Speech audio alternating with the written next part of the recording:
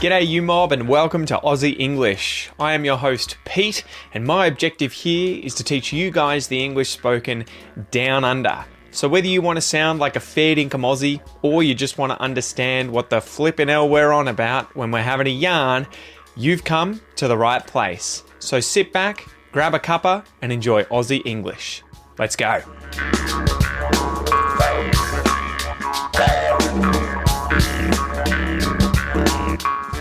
G'day you mob, how's it going? Welcome to this episode of Aussie English, the number one place for anyone and everyone wanting to learn Australian English. I hope you guys have been having an absolute ripper of a week.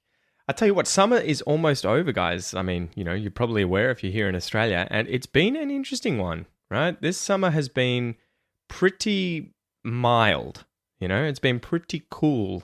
We haven't had, I don't think at least down here in Victoria, we haven't had a single day over 40 degrees Celsius, which is pretty unheard of usually. You know, there are usually a handful of days at least where we get over 40 degrees Celsius. So yeah, I guess we're in the La Nina period as opposed to El Nino, where we have loads more water in the atmosphere, loads more moisture. And this may be a result of the moisture sucking the heat out of the atmosphere and there being less rain. So yeah, it is a cool thing when you look into it, I think. It's been fascinating.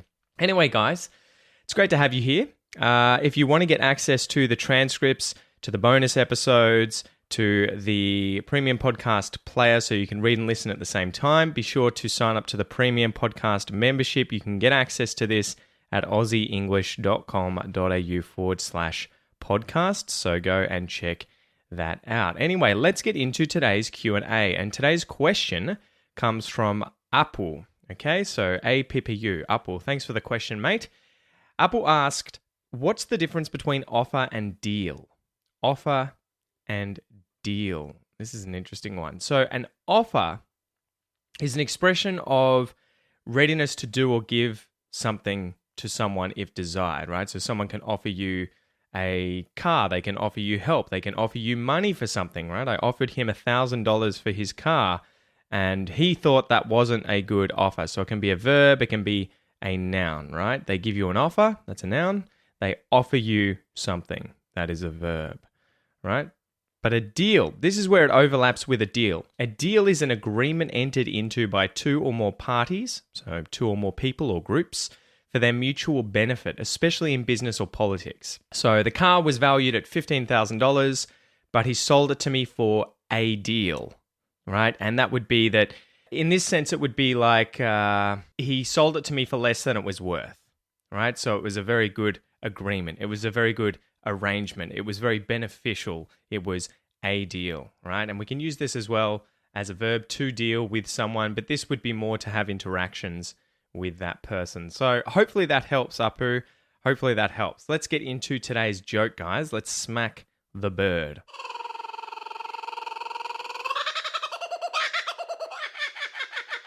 Okay, so here's today's joke. You ready? I sprained my thumb at work today. On the other hand, I'm doing okay. Do you get it? So it wasn't a question-answer sort of joke this time. Instead, it was sort of, what would you say? It's just a bunch of phrases, but the pun is on the expression, on the other hand. So on the other hand can be used to introduce a contrasting point of view or a fact or a situation. So, you know, inside my house, it's really hot. On the other hand, outside, it's really cold. So it's a contrasting fact or contrasting situation. Here it's hot, outside it's cold, on the other hand.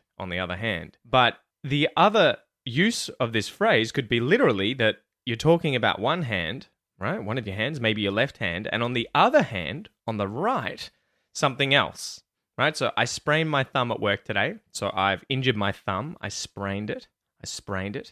And on the other hand, I'm doing okay. So it could be like, besides that, I'm okay, right? A contrasting point. Besides that, I'm all right. But it could also be that literally on your other hand, you're fine, right? So you sprained one thumb and the other thumb is fine on the other hand. So hopefully you get the joke, guys. Anyway, let's get into today's expression, which is to sit on your hands. To sit on your hands. I wonder if you have heard this expression before. So we'll go through the words in the expression, we'll go through what it means, where it comes from, some uses, a pronunciation exercise, and a little listening comprehension exercise using a snippet from a TV series at the end. Okay, so to sit.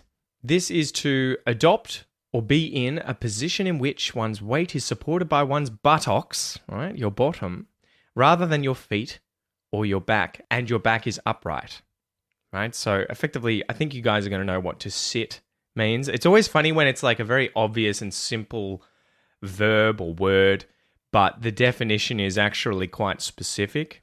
You know, to adopt or be in a position in which one's weight is supported by one's buttocks rather than one's feet and one's back is upright. So he sat on a chair, right? Or the cat sits on the bed, right? To sit. On, this is a preposition, physically in contact with and supported by a surface. So the cat sits on the chair, or my book is on the table. It is in contact with the surface of that object and being supported by it. Your. Seems like we go through your quite a bit, guys, in all these episodes. Your, the second person possessive pronoun. This is your book. This is your chocolate. Hands. I'm sure you'll know what hands are. They are the end parts of a person's arms beyond the wrist, including the palm, fingers, and thumb, although the thumb is just another finger, right? So I have two hands. Put your hands up, thief. Hands. So to sit on your hands, I guess you can imagine someone sitting down, they put their hands under their bum, right? And they're sitting on top of their hands. So if you're doing this, what are you doing? You're doing nothing, right? You're not acting, you're not helping, you are just sitting there. You are doing nothing. You're sitting on your hands. So that's how we would use it figuratively. And I looked up the origin and I found it on thehindu.com, and they say the expression comes from the world of theatre. The people sitting on their hands in this case are members of the audience. If the people in the audience chose to sit on their hands to keep them warm, what would be the result? The poor performers would get no applause, right? So if you didn't hear an applause, no one's clapping because maybe it's cold in the theatre. It's probably because everyone's sitting on their hands trying to warm them up, or because they didn't find what you did very entertaining. So let's go through how to use the expression to sit on your hands, to do nothing, to not act, to not help. So example number 1. Imagine your house catches on fire one day, right? The fire alarm goes off. There's a huge fire that's started in the kitchen. You know, maybe you were boiling some oil and it's got set on fire, and instead of putting a rag over the top of it and letting it extinguish itself, you poured water in it and it made things a hell of a lot worse. Don't ever do that, guys. Check out the videos on YouTube and you'll see why. So fortunately, everyone notices that there's this fire. You know, no one's in danger, but you just sit on the sofa as if nothing's wrong, right? Your wife's getting water, she's getting the kids, she's trying to organize everyone outside, she's calling the fire brigade, she's getting a fire extinguisher, she's running around like a headless chook, right? She's running around everywhere trying to make sure everyone's okay. Meanwhile, you're just sitting on the couch, just sitting there, just watching everything happen, just sitting on the couch. You aren't doing anything to help, you aren't acting, you are just sitting on your hands. You're doing nothing, you're sitting on your hands. Example number 2. Imagine you're a police officer who's out with your partner patrolling the streets one night, right? So you come across some dodgy looking dudes who are picking a fight with someone on the street, some poor, innocent person. You drive past, you see what's going on, but instead of stopping the car, getting involved and trying to interrupt the situation and resolve it, right? Maybe slap the cuffs on these dodgy looking dudes who are picking a fight. You and your partner instead just keep rolling down the road. You keep cruising by because you guys are in a rush. You're heading to a donut store and you're going to buy today's most delicious chocolate chip donut. So instead of doing something to help, instead of acting, instead of doing your damn job, you leave it, you roll on by, you drive by, you sit on your hands. You sit on your hands. Example number 3.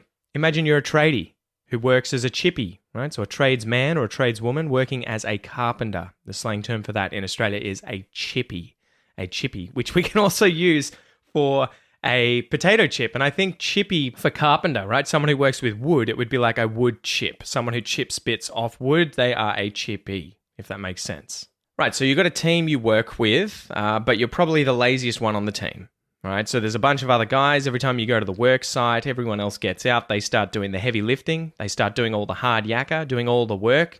But you're lazy, so most of the time you just sit on your hands. You do bugger all, you do jack squat, you do nothing, you don't help, you don't act, you just sit on your hands and let everyone else do the heavy lifting. And hopefully you see there, I'm referring to one of the previous expression episodes with the expression heavy lifting. I hope you remember that one, right? Remember to do most of the work, the hard work. So there you go, guys. Hopefully now you understand the expression to sit on your hands. This is to do nothing, not to act, not to help, to sit on your hands. So now let's go through a little pronunciation exercise. This is where you can work on your spoken English, right? You can pronounce these words and phrases out loud. So find somewhere away from the rest of the world, from other people, so that they're out of earshot, they can't hear you. And you can say these words and phrases out loud and work on your pronunciation. Are you ready to rock? Let's go.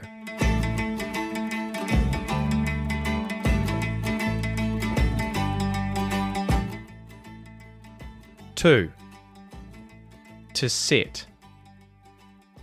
To sit on. To sit on your.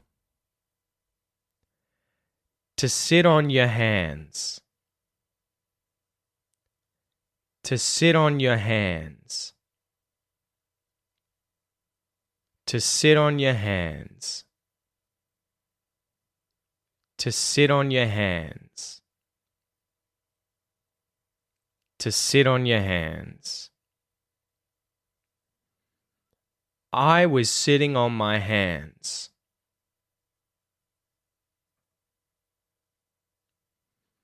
You were sitting on your hands. He was sitting on his hands.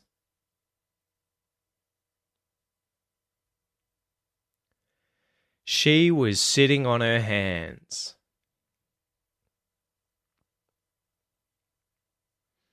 We were sitting on our hands.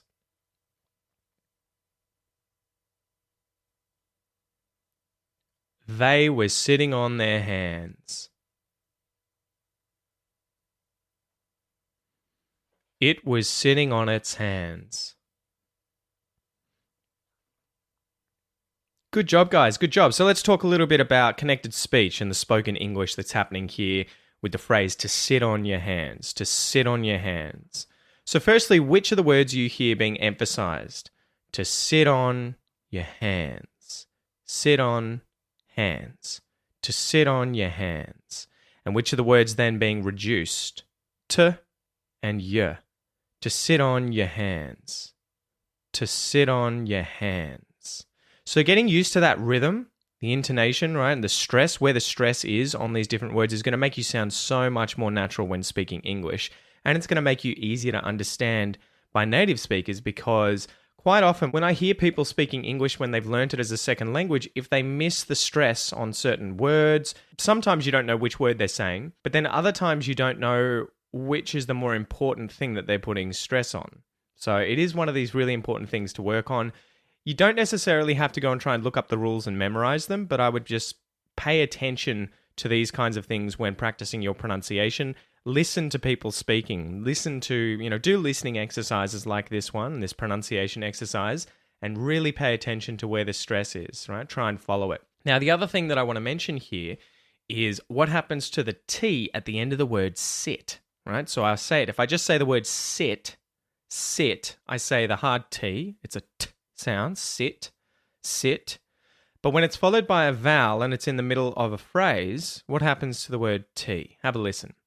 To sit on, sit on, sit on. To sit on your hands, sit on.